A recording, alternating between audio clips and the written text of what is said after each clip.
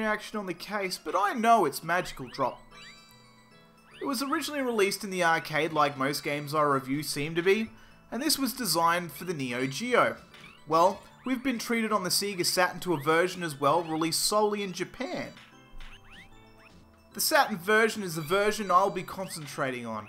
It's a puzzle game in the vein of Baku Baku Animal or Puyo Puyo. This version has 6 characters to choose from.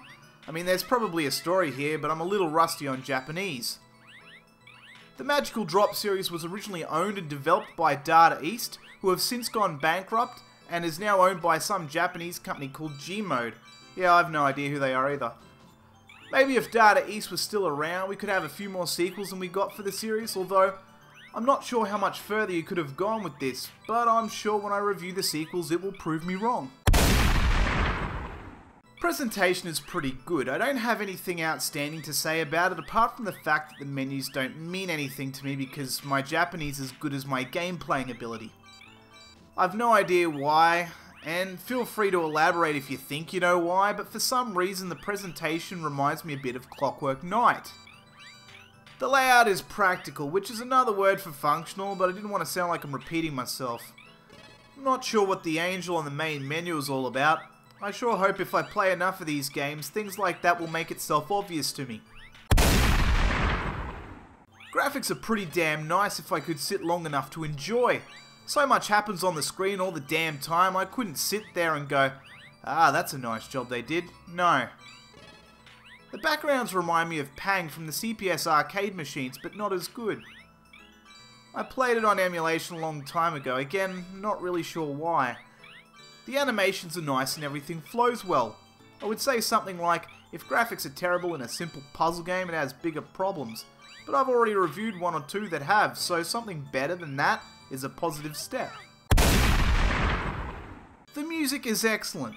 A little cutesy and saccharine for my taste, but it's much better as far as helping me not fall apart and cry like the little bitch I could be playing this game. If it was something heavier and full on, I'd probably fly into a high stress panic that would result in tears in the fetal position.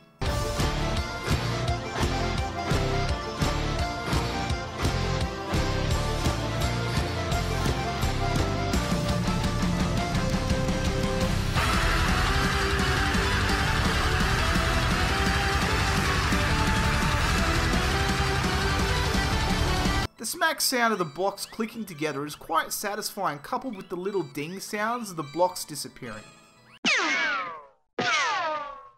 Gameplay is both addictive and hard as hell.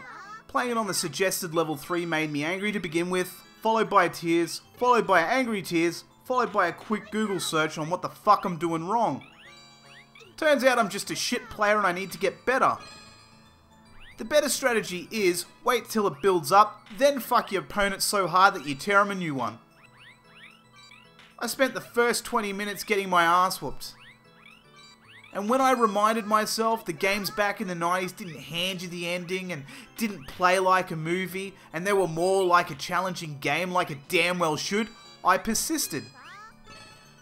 Not because I had to for the review, but because I wanted to. And I was playing with a virtual stick, which probably had something to do with it. It's like playing Skyrim.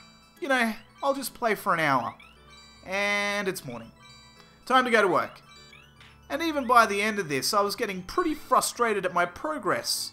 Several hours had passed and I wasn't ready to concede at how shit I am at this game. Then I got better, but the game wasn't any less forgiving, and if you played a bad round, then they fucking punished you for it. And gave you the giant pantsing in front of everyone in the office to see. Not to mention that it has several modes which are mostly standard, like single player, versus mode, and some other solo mode. But the one mode that did surprise me was puzzle mode. Try and figure out how to get rid of all the blocks in a certain configuration in so many moves type of thing.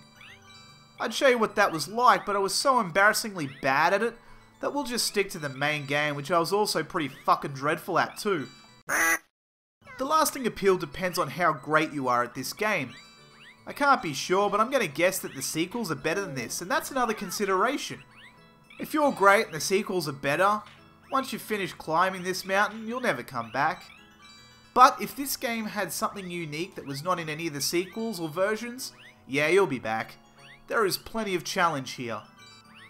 Would I recommend this game? As someone who has a penchant for puzzle games, I'm swayed to recommend this game. If you don't like puzzle games, this might be as close to arcadey as you're gonna get, short of something like Bucku Bucku Animal. I can't get angry at a game because I suck at it, so it's a yes from me.